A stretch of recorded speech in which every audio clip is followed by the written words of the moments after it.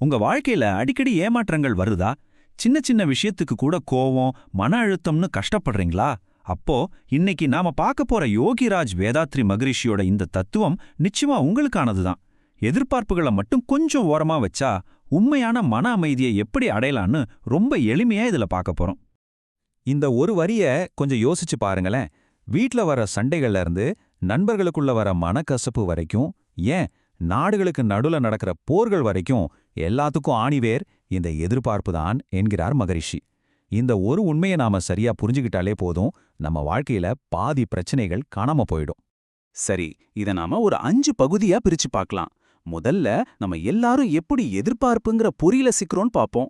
அப்புறம் அதிலிருந்து வெளிவரதுக்கான வழியான கர்மயோகத்தை பத்தி தெரிஞ்சுக்கலாம். கடைசியா இது எப்படி ஒட்டுமொத்த மனிதகுலத்துக்கே ஒரு நல்ல வழிகாட்டுதலா இருக்குன்னு புரிஞ்சுக்கலாம். வாங்க ஆரம்பிக்கலாம்.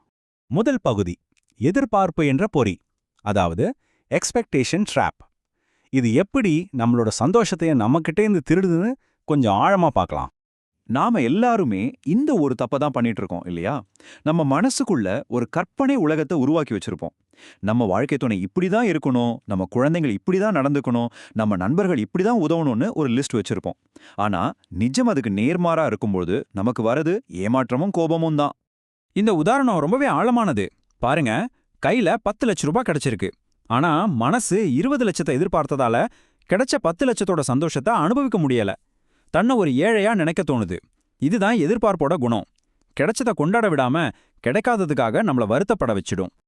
அப்போ இந்த எதிர்பார்ப்புங்கிற பொறியிலிருந்து தப்பிக்க வழியே இல்லையா? நிச்சயமா இருக்கு.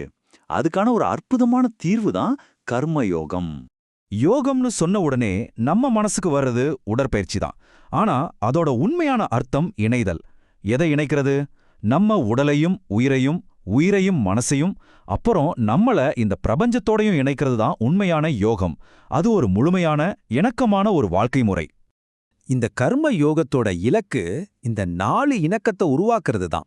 அதாவது சிம்பிளா சொல்லணும்னா, நம்ம உடம்ப ஆரோக்கியமா வச்சுக்கிறது, நம்ம மனசை அமைதியா வச்சுக்கிறது, நம்மள சுத்தி இருக்கிற சமூகத்தோட நல்லபடியா பழகிறது, அப்புறம் இயற்கையோட விதிகளுக்கு கட்டுப்பட்டு வாழ்றது. இந்த 4 சரியா அமைஞ்சா வாழ்க்கை எவ்வளோ அழகா இருக்கும் பாருங்க. சரி, இப்போ ரொம்ப முக்கியமான ஒரு விஷயத்துக்கு வந்திருக்கோம். எதிர்பார்ப்புங்கிற வலையில சிக்காம, ஆனா இந்த உலகத்துல சரியா செயல்படுறது எப்படின்னு புரிஞ்சுக்க போறோம். இந்த ரெண்டுக்கும் நடுவுல இருக்கிற வித்தியாசத்தை நாம சரியா புரிஞ்சுக்கணும். எதிர்பார்க்கறதுங்கிறது வெறும் கற்பனை, காத்துல கோட்டை கட்டுற மாதிரி. ஆனா திட்டமிடுறதுங்கிறது நம்ம கடமைய செய்யறது, நிஜமாவே செங்கல் எடுத்து வச்சு வீடு கட்டுற மாதிரி. ஒன்னு நம்மள ஏமாற்றத்துக்கு கொண்டு போவோம், இன்னொன்னு ஒரு நிறைவான வாழ்க்கைக்கு வழிவகுக்கும். நாம கற்பனையிலிருந்து செயலுக்கு மாறணும். நம்ம எல்லாருடைய வீட்லயும் நடக்கிற ஒரு விஷயம்தான் இது. நம்ம குழந்தை பரீட்சையில 90 மார்க் வாங்கணும்னு நாம எதிர்பார்க்கிறது நம்ம கண்ட்ரோல்ல இல்ல. ஆனா குழந்தைக்கு நல்லா சொல்லிக் கொடுக்கறது, அவங்களுக்கு தேவையானதை செஞ்சு கொடுக்கறது நம்ம கையில இருக்கு. அதுதான் திட்டமிடுதல், அதுதான் நம்ம கடமை. நாம செய்ய வேண்டியதை செஞ்சுட்டு வர்ற ரிசல்ட்டை ஏத்துக்கணும். சரி, இந்த கடமை செயல்னு சொல்றோமே, அதை எப்படி நம்ம வாழ்க்கையில ஒரு கட்டமைப்பா கொண்டு வரது? வாங்க பார்க்கலாம். நம்ம தமிழ்ல ரொம்ப அழகான ஒரு வார்த்தை இருக்கு. அதுதான் அறம். இது 3 விஷயங்களோட கூட்டு. ஒழுக்கம், அதாவது நம்மால யாருக்கும் எந்த தீங்கும் வரக்கூடாது. அடுத்து கடமை, நாம செய்ய வேண்டிய வேலைகளை சரியா நேர்மையா செய்யணும். கடைசியா ஈகை, நம்மால முடிஞ்ச உதவிய மத்தவங்களுக்கு செய்யணும். இந்த 3 சேர்ந்ததுதான் அறம் சார்ந்த வாழ்க்கை. இந்த கடமைகள் ஒரு வட்டத்தை போல விரியுது. முதல்ல நமக்கு நாமே செய்ய வேண்டிய கடமை, நம்ம உடலையும் மனசையும் ஆரோக்கியமா வச்சுக்கிறது.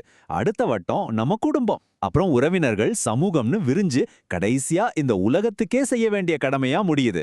எனக்கு என்ன கிடைக்கும்னு யோசிக்கிறத விட்டுட்டு, இந்த ஒவ்வொரு நிலைக்கும் என்னால என்ன கொடுக்க முடியும்னு யோசிக்க ஆரம்பிச்சாலே போதும், வாழ்க்கை அர்த்தமுள்ளதா மாறிடும். இதை நாம நல்லா ஞாபகம் வச்சுக்கணும். உண்மையான செல்வம், உண்மையான மனநிறைவு நாம நம்ம கடமைகளை சரியா செய்யும்போது தான் கிடைக்குமே தவிர, நம்ம எதிர்பார்ப்புகள் எல்லாம் நிறைவேறும்போது கிடைக்காது. இதுவரைக்கும் பார்த்தது வெறும் தனிப்பட்ட ஒருத்தரோட மன அமைதிக்கு மட்டும் இல்ல. நாம ஒவ்வொருத்தரும் இதை கடைபிடிச்சா அது எப்படி உலகம் முழுக்க ஒரு நல்ல மாற்றத்தை உருவாக்கும்னு இப்ப பார்க்கலாம்.